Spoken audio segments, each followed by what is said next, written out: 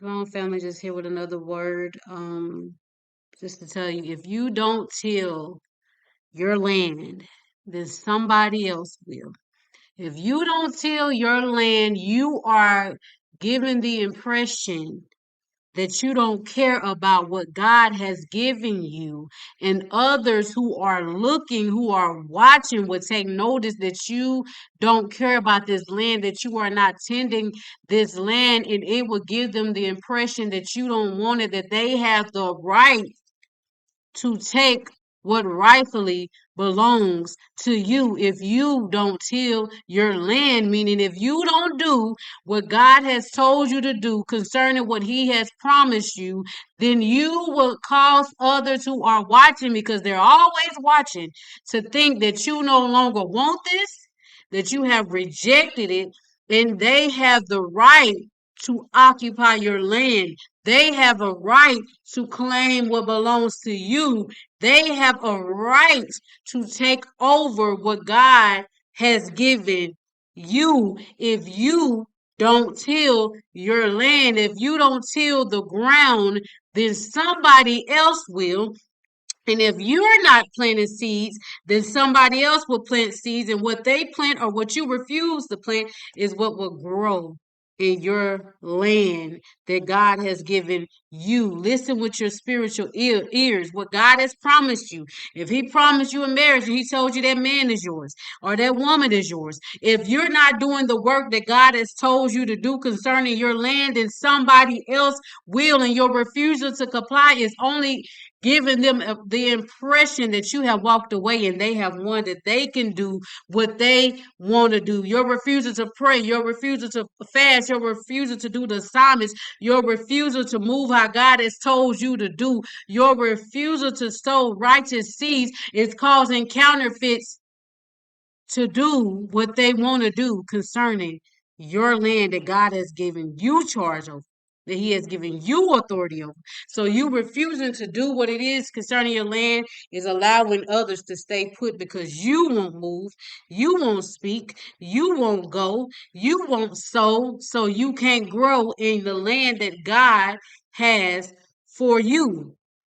So if you don't till this ground in preparation season and reconciliation season and restoration season, if you don't till the ground, somebody else will. And if you don't till the ground, don't expect the harvest when it's harvest season.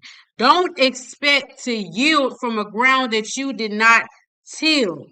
Now, if you sow nothing but negative seeds, if you sow nothing but doubt, you sow nothing but fear, if you sow nothing but the complete opposite of the seeds that God has told you to plant or sow, then don't get mad when it's harvest season and you reap what you sow. So if you gonna sow of fear, doubt, disbelief, unbelief, whatever the case may be, if you want to continue to speak negative out your mouth, if you want to continue to walk contrary to God's will for your land, if you want to go against God, that's your that's your choice. But don't get mad when it's harvest season and you reap what you sow and it's not the harvest that you were expecting. You have to do the work. You have to till the ground. However, God tells you to till your ground. Your refusal to comply is giving others permission to take over a land that you won't work, that you won't till, that you won't sow in, because you feel like you have done enough. You feel like there's no more required of you. You feel like you have poured so much, you have given so much, you have done so much. You feel like you're above this land. You're over this land. You don't need this land. You don't want this land. So when it's harvest season and the ones who did the work receive their blessing, you have no right to be angry with God about how he has moved and will move in the life of those who obeyed him, who trusted him, who waited on him. You have no right to be angry when you see these promises coming to pass for other people and you feel like, why is God not moving in my life the way he is moving in their life? Is your refusal to comply? Is your refusal to till your ground, to till your land? It doesn't matter how many prophetic words you listen to. Prophetic words come with prophetic instructions, whether it's directly from who God speaks or he speaks directly to you, however it comes.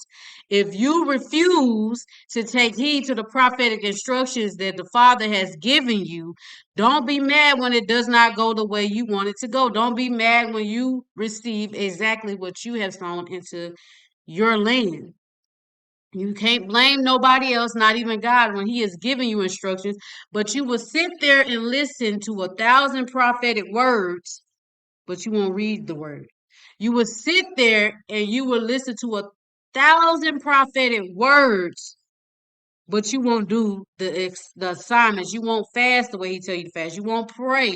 You won't get in your word. You won't do the assignments. You won't go where he's telling you to go. You won't speak what he tells you to speak. You won't do anything else God is telling you to do, but you will sit there and listen to these words all day long and come into agreement with the word, but you will not come into agreement with God, with what he has told you to do concerning your land. It doesn't matter how many words you come into agreement with if you don't agree with what God has told you to do concerning that word. You have to till the ground. So if you won't till that ground, somebody else will continue to do what God has told you to do.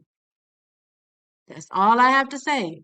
Don't be mad at harvest season because you refuse to do what God has told you to do. You have completely given up on him in this land that he has promised you. That's it, family.